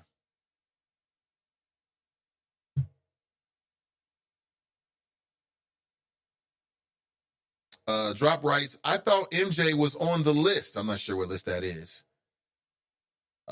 Fame writes, Niguaz was shot at before. Again, he might have been killed by cops or law enforcement, but let's not rule out the possibility that this NY luck might have ran out. Yeah, he's in love with the N-word this morning. I guess he got to pick up where Black Lion left off. You know, Fame, Black Lion is Fame's favorite caller of all time, he says. The hell is wrong with you? We know that, Fame. That's what I've been saying. He might have been killed by law enforcement, but let's keep the door open that things might have went down the way the police are saying. It might have went down. Like if you're selling drugs like that, anything can happen. That's why I say even if it was legal, you're still gonna have an underground economy. So that wouldn't necessarily change anything. Drop writes, Terry Crews, that's right. Your favorite actor. Yeah, Terry Crews has a scene in White Chicks where I guess he took a Molly or two. He's on the dance floor, man, with like these neon lights, like all over him. He's got like a rainbow colored whistle in his mouth. He's just getting it, man. He's dancing. The whistle in his mouth. It's classic. If you missed it, though, it's okay. Virginia cop identified as a part of white nationalist group. Nobody should be surprised by that. It was put out 10 years ago by the FBI that they suspected that law enforcement had been infiltrated on many levels by white supremacists. And we can see it in the actions. Down in Florida, they had a bunch of, here we are thinking about on Sunday, we're going to get together and do the CCW class, right? If you're open, if you have time and you're open to the idea of it, you should join us. You know, we're going to go out on the range. We're going to shoot each of us about 50 rounds of ammunition. And afterward, we're all going to be legal CCW carriers, meaning that we can conceal a weapon legally in the state of Ohio, which I think is a very important step to projecting safety for yourself, creating safety for yourself, you know, even outside of your own home. But for me, on Sunday, that doesn't mean I'm going to be super proficient with a firearm because I got a CCW. No, to do that, we need to go out on the range. We need instructors who know what they're doing to lead us in these projects. And that's exactly what we're going to do starting in November. And I'll let you know more on Sunday about what that date is. There are many, many people who already have their CCW. And they're like, Nate, we got that, man. Boom, we're going to catch you when you get to the tactical training. So just think about it. And again, I want this to be an ongoing thing. Okay, I'm thinking that we'll get together at least once a month, once every month and a half to sharpen our skills, to get out there on the range. They've got indoor and outdoor ranges, but we want to get on that outdoor range so we can learn how to fire our firearms from multiple positions, seated position, in a car, on your belly, one knee, while you're ducking behind a corner, you know, all that kind of stuff. Have you practiced that yet? No, you haven't. But we will together. The cost is $90. That'll be the cost of the class on Sunday. That'll cover everything for you. All of that goes to the instructor. Black instructors, former police officers, so they'll give us that detail. They'll give us that insight. And it is an 8-hour commitment, 4 hours in class, 4 hours on the range. We're going to meet no later than 8:15 out at their Fairfield location. Okay? Out at the Fairfield location. I'm going to give you the exact address. So if you want to just like go on to whatever your GPS or whatever and just kind of get a sense, it's at 2830 Mac Road. Zip code is 45014. And that's at the Fairfield training class. And they're asking people to get there by 8 so we can get started at 8:15. Hopefully I said that correctly when I mentioned the time a little while ago. But we want everybody to get there by 8. I know it's bright and early, but it's bright and early. That way we can get out early. You'll be home by 5. And you'll have your CCW. And you'll have a lot more understanding. And then again, that'll be the first step to us getting even more proficient as we move forward. So you can cash at me, the Nathan Ivy Show, or PayPal me, Nathan Ivy Show, and your funds secure your spot. And of course, I'll make sure all of that gets over to the guys at Ride or Die. That'll be on Sunday. So you can still go out on Sunday for Blink. Sunday night, if you want to get your Blink on, get your Blink on. Saturday night, if you want to go out for Blink, go out for Blink. You might want to come home a little bit early because we're going to be meeting early. Right on early, get your coffee. It's going to be a great day. And we'll be together. We'll all be together. I am going to go through the class with you.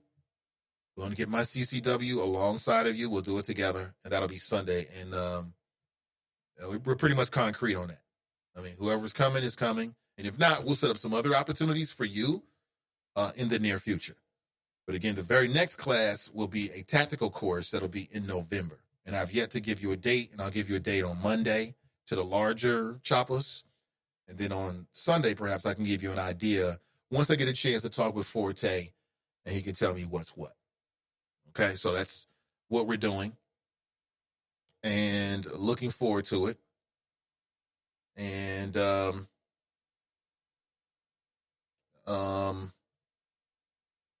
that's pretty much it. That's pretty much it as it relates to that. Oh yeah. Okay, Jubilee. That's coming up tomorrow. I'm tripping. Let me see before I roll out of here if we can get a quick little rundown, because David Banner's gonna be in town tomorrow, and I may get a chance to get an interview. And if you got any quick questions, let me know. I may use them. So looking forward to it. Jubilee Experience, Jubilee by Day, a day of learning, advocacy, and economic empowerment. I like the sound of all of that. Come help us transform Cincinnati as we alleviate 400 years of suffering.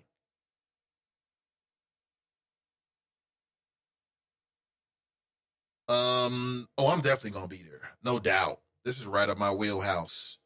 Yeah. So I'll give you some thoughts and sounds about this. It's gonna be over at Cincinnati State Technical and Community College, which is on Central Parkway, not too far from me. But it looks like they're doing some interesting stuff. Yeah. I love it.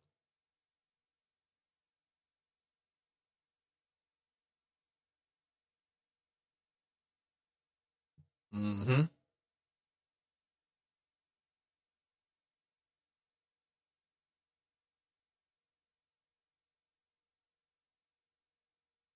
I love it, man. All right, coming up at 10 a.m. But before we go any further into the show, I've been telling you about the CCW opportunity coming up on Sunday. Well, if you can't make it and you're going to be here in the city, well, you might want to check out the First Lady's Health Fair Initiative. It'll take place on this Sunday. That's October the 13th. And it's in the 5th year. Essentially, the First Ladies of the various churches here in Cincinnati, Hamilton County came together along with the First Lady of the city in a more political sense. That would be the wife of John Cranley, who we got a chance to speak with her on Monday. We spoke with, is it Dina or Deanna Cranley? We'll just say First Lady Cranley. Spoke with her, and she kind of gave us a rundown of what to expect, if you can remember that conversation. If not, the podcast, of course, is up. She came on very early. She came on like, it was like 8:30 she came on, which is typically when I have a lot of interviews, that be like 8:30 and moving forward.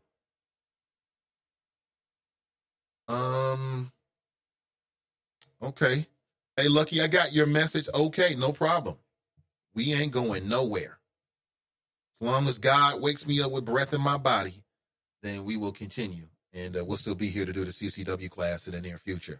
And then we'll do some next year as well. Like I said, my idea is to move the class, not just from CCW, but to train people to be proficient in emergent situations, so that you know what to do. You got some idea that you can protect you and your family. That's what it all comes down to. It's all about you and your family, nothing more.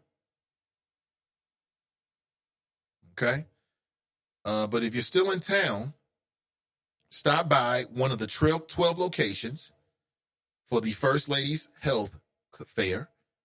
And it's sponsored by the First Ladies of Cincinnati Health Health Initiative. Free flu shots, free mammograms, free health screenings for adults and children here in the Cincinnati area. The First Ladies for Health. And there's going to be 12 locations throughout the Cincinnati area in which this will be available. And you can visit any or all the locations. If you want to go to different locations, go right ahead. You can go to any of them to get free health tests and screenings, counseling, and follow-up plans. This is available for the insured and the uninsured. If you have a pre-existing condition, HIV is on the rise here in Hamilton County. Get tested. Also, more Black women are being diagnosed with breast cancer, including triple-negative breast cancer, which specifically targets women of color. Have you been checked? Among the services that will be offered are screenings for HIV, diabetes, hypertension, breast and prostate cancer. I'll say it again, prostate cancer, fellas. Come on, man. We cyber Wakandans, man. This is the place where intelligent black people come to talk here in Cincinnati. We are smarter than everybody else, allegedly. Which means we got to be smart enough to get over our little whatever. Again, I've never had those qualms in my life. My masculinity and my sexuality is not on the line because I get a prostate exam. Are you losing your mind? Anybody who would think that, man, please get over that. Please get over that. It's about your health. Don't be squeamish. Just do your due diligence. Hey, if you're looking for a good doctor, ask me. I'll let you know. Because you know I don't play no games. When it comes to my health, I play no games, and I don't care about making friends. Not one bit. To this day, the woman that does the blood work where I get my where my doctor's office is can't stand me. She don't even touch me. I get my blood work done before and afterward because we fell out. Yeah, and I don't give a damn. Not one bit.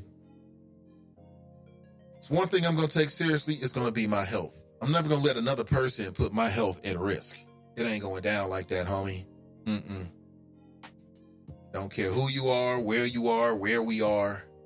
I always speak my mind about my health. I have challenged doctors and nurses, just like you have. I ain't saying nothing you haven't done. I'm sure you've done the same thing. I was laid up in a hospital many years ago, man. The doctors thought I had some kind of heart problem, but I did not. I'm laying up in a hospital for like a week, yo. Terrible experience. Like at first it was like, I'm getting rest. After that, I was getting a rash from them dirty ass sheets. And nurse came in one day, was fiddling around with my, and she almost made a big mistake that would have cost me big time. I just happened to stop her and say something, not happen. I happened to catch it, and then I said something to her. Oh, my bad, I'm sorry. That could have been really bad. He. Yeah, real bad for me. I won't give you the details. Leave it like that.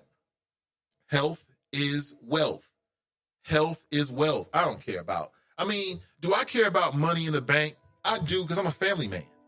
But I'm not into that kind of stuff. I'm not into flashy cars and clothes. That holds no real meaning for me, quite honestly. Because when you get sick, you can't take it with you.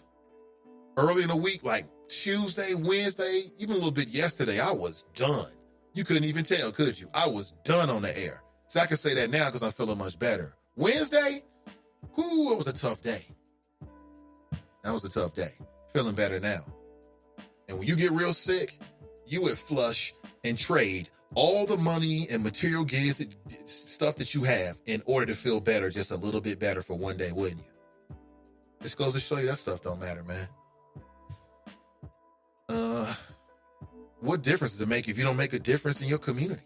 If you don't leave a good name out here for yourself, that's what really matters.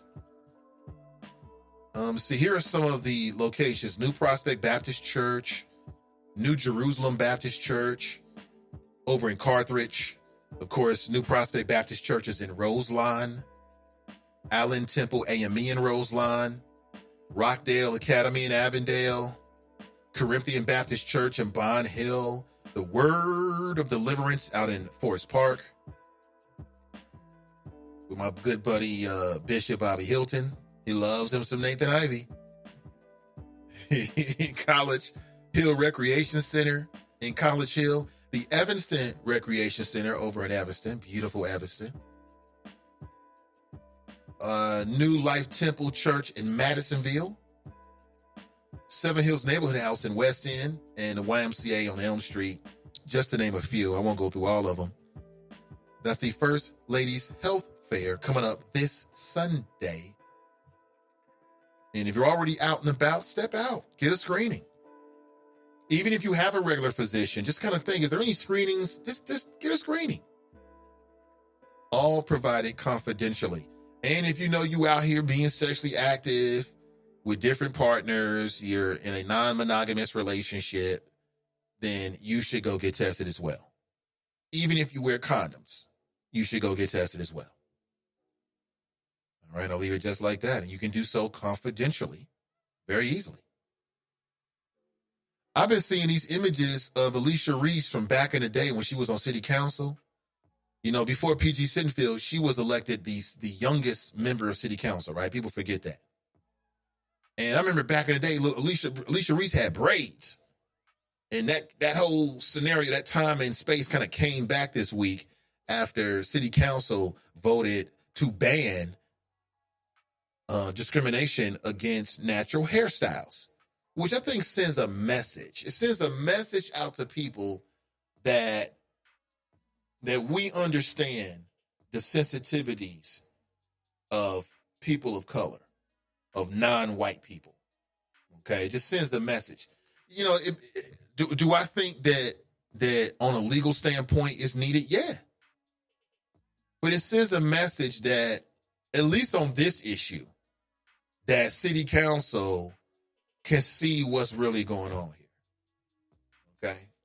What else? What's next? You tell me. Let's see. Check the 5. Wait a minute. If you want to live, get a prostate exam.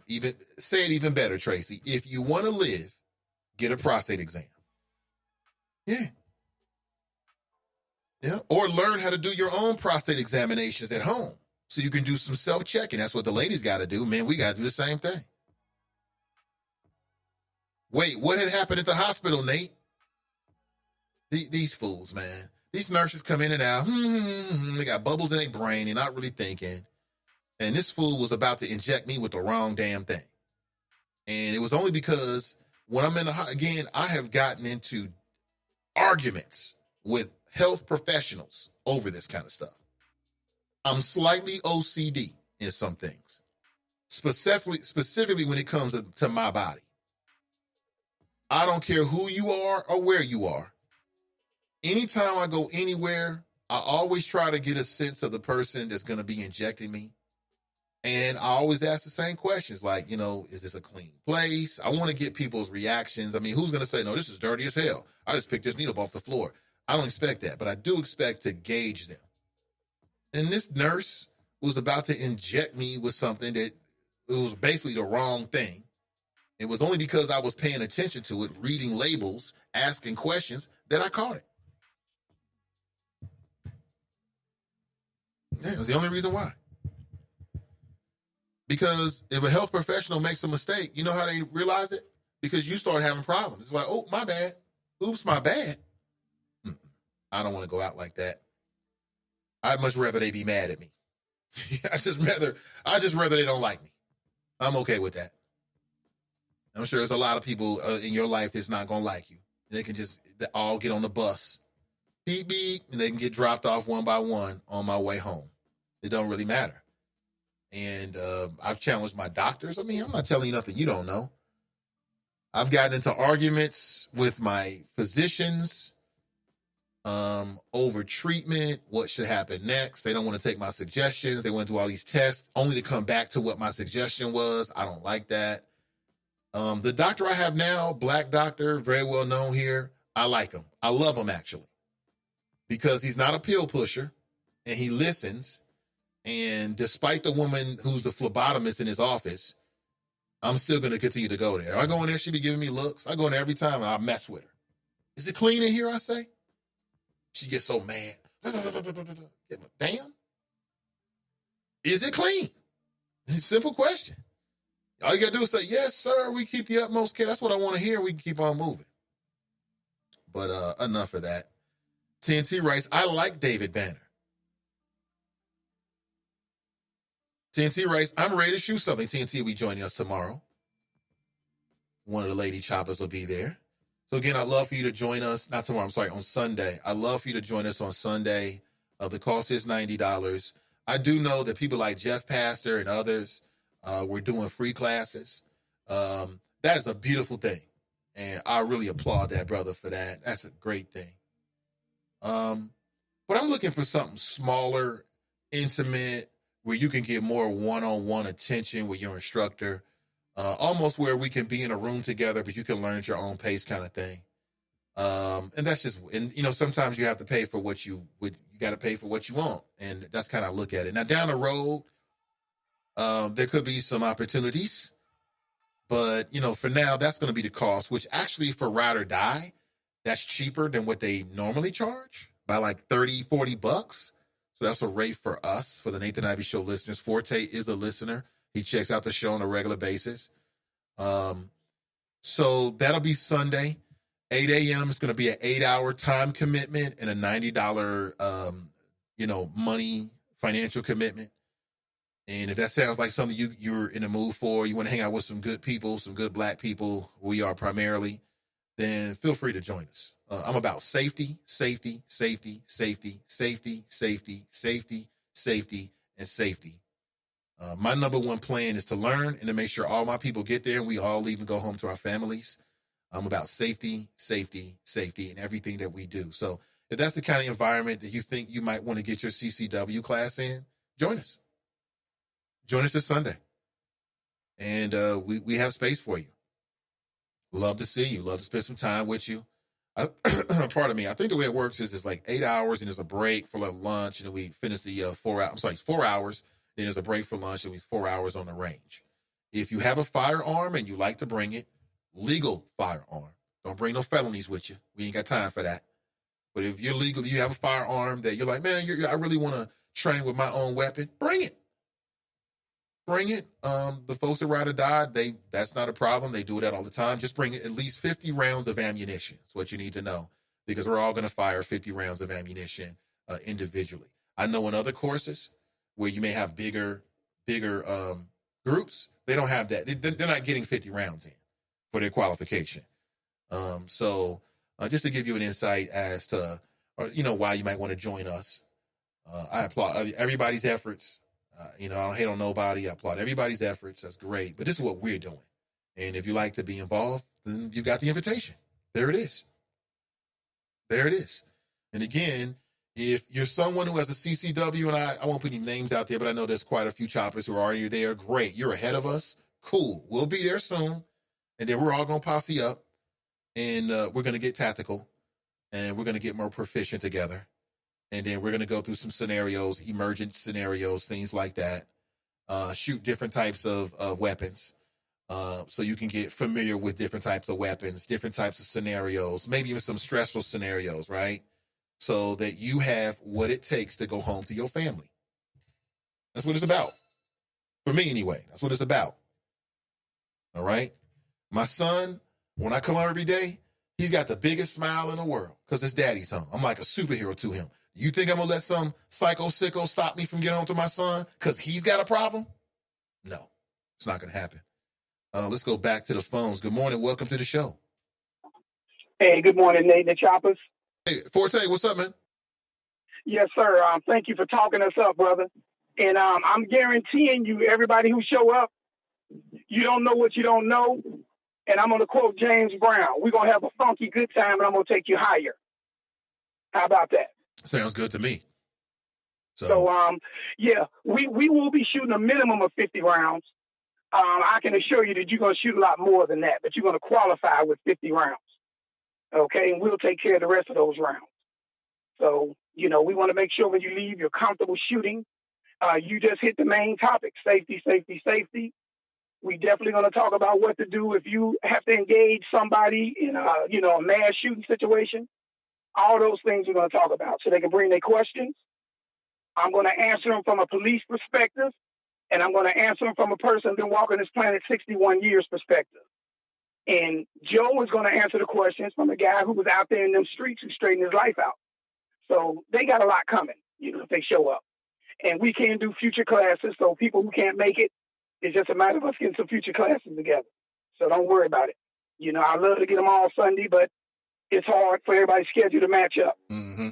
Right. And as far as you said about going to the tactical and going out in the country and learning all kinds of shooting, we definitely going to make that happen in November. And we can invite some of your choppers that's already CCW, and they can come out and, they can take a step up in their training. So looking forward to it. Joe and I looking forward to it. And like I told you, if we was going to have a big class, I just needed more people for safety at the range. Right. Classroom-wise, Joe and I can handle that. So we'll have the choppers and a few other people. You can get together with me a little bit later and tell me what your numbers look like. But we got it coming, man. I'm telling you, I'm so looking forward to it. Yeah, me too. I am too, man. We've been talking about this all year long. Yeah. I'm glad that we pushed it back twice. I'm glad we're here. Yeah. And I'm looking forward to it on Sunday, and I'll see you there on Sunday, Joe. Right. Thanks for your time. All right. Now, enjoy your weekend. See you Sunday. Yep, most def. That's Joe Forte with Ride or Die. So he'll be one of our instructors. You get a chance to hear from the man himself. And you know, you can make your own decision. We got time. We got room for you. We got room for you. Drop Rice, be safe in them streets and at the gun range. Can't wait to hear about it. What's in your wallet? I'll take photographs if people, I'll definitely get some photographs of myself. And if people want to take photographs and will allow me to post them, then I'll do that as well. Drop Rice, natural hair law? What's next? A skin tone law? Why Cincinnati and Los Angeles? Yeah, we do have skin tone laws. It's called civil rights, anti-discrimination laws, hate crimes. Yeah, natural hair law, because too many people want to work. You know, you got a lot of people of color and black folks that live in the professional world. They live in that corporate world. And me personally, I don't think anything of it, to be honest with you. Like, you can have any hairstyle and kind of go overboard with it. But I've never looked at a natural hairstyle. It's the way your hair is natural.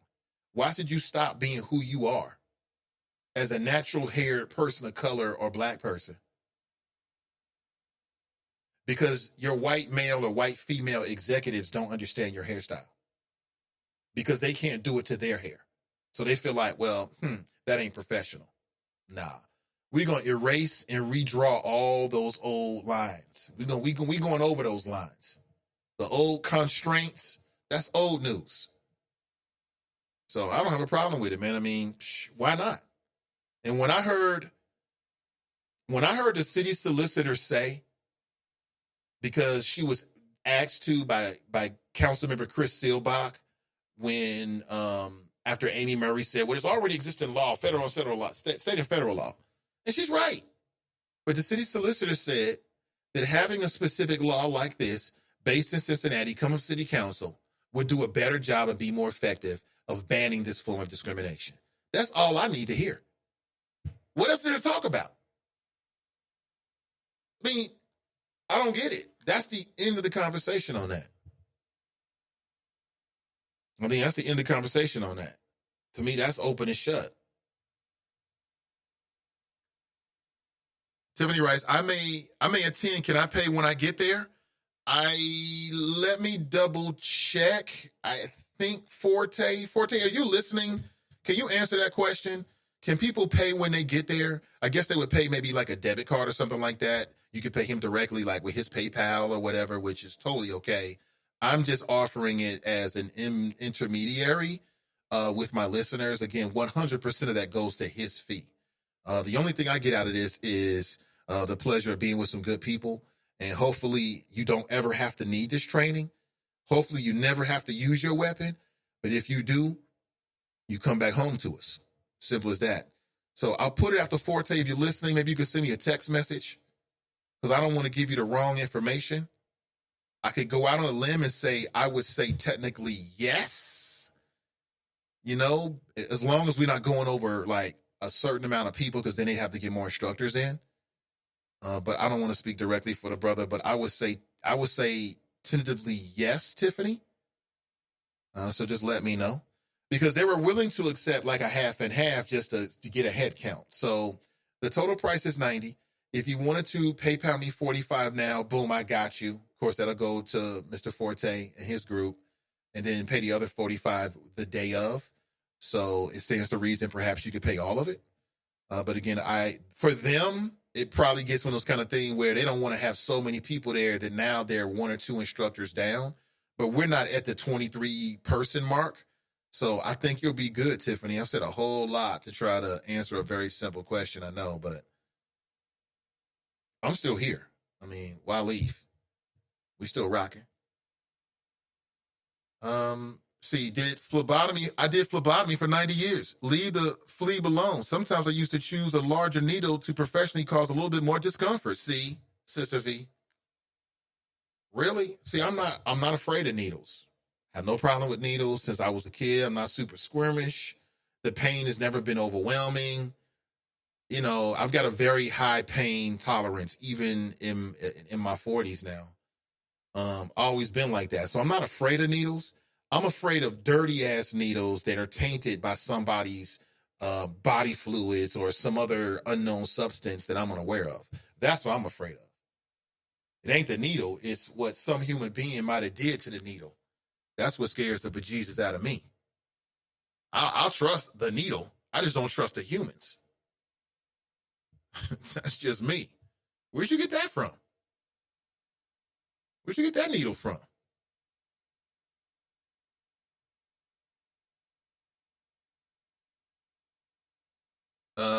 Jeff Pastor, he wrote 59 minutes ago.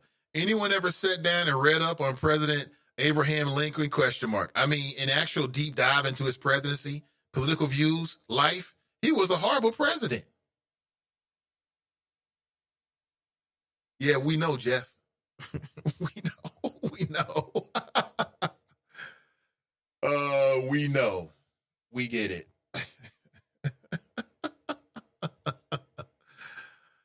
Oh man, I love it though.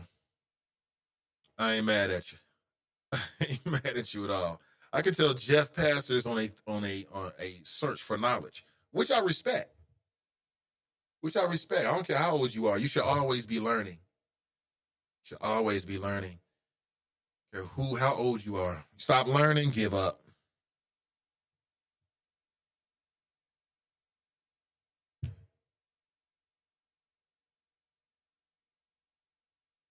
So the big news this week, or some of it anyway, was Tyler Perry. And I asked the question, what was the moral of the story? And of course, the choppers always responded 100%. The moral of the story with Tyler Perry is a moral that should be shared locally. And what the moral is set your own table. Do your own thing. Create your own lane. Be the hero of your own show. That's what Tyler did. Tyler said, look, I want to make movies. I want to be creative in this way. The big boys in Hollywood, they don't want to mess with me. He said, quote unquote, I'm ignored. Okay, great. It's America. What's stopping you from starting your own?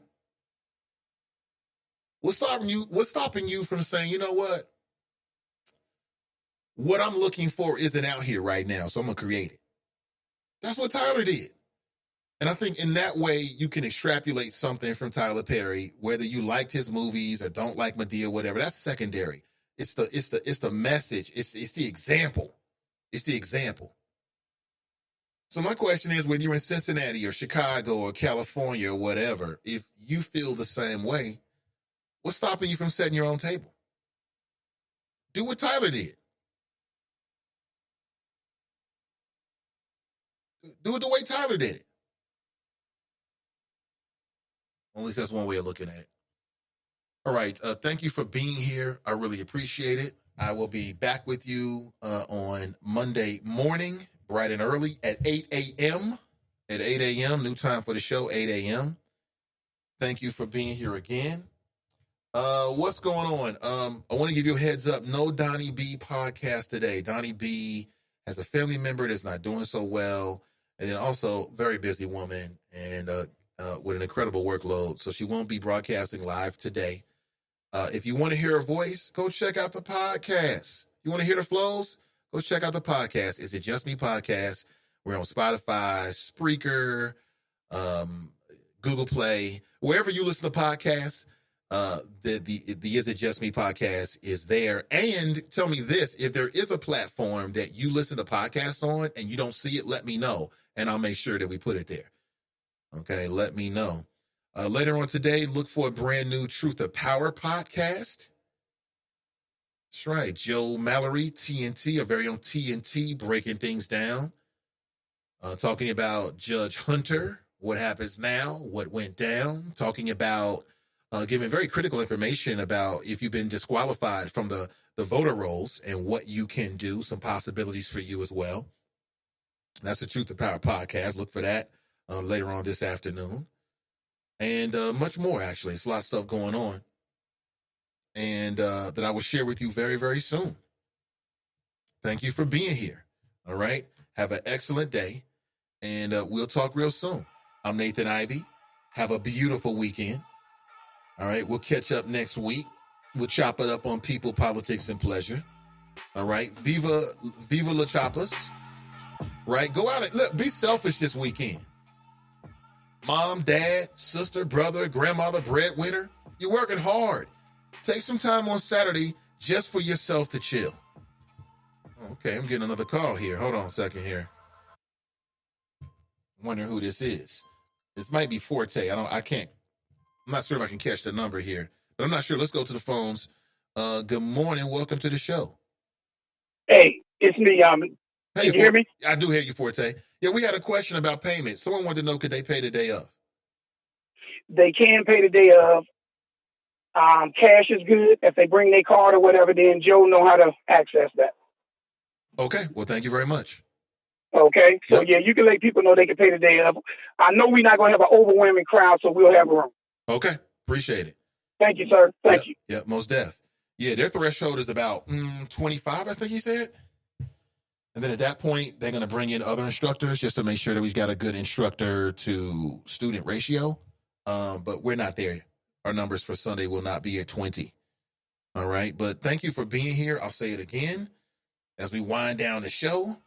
Have an excellent Friday. Don't blink out. Stay woke. And we'll talk real soon. I'm out.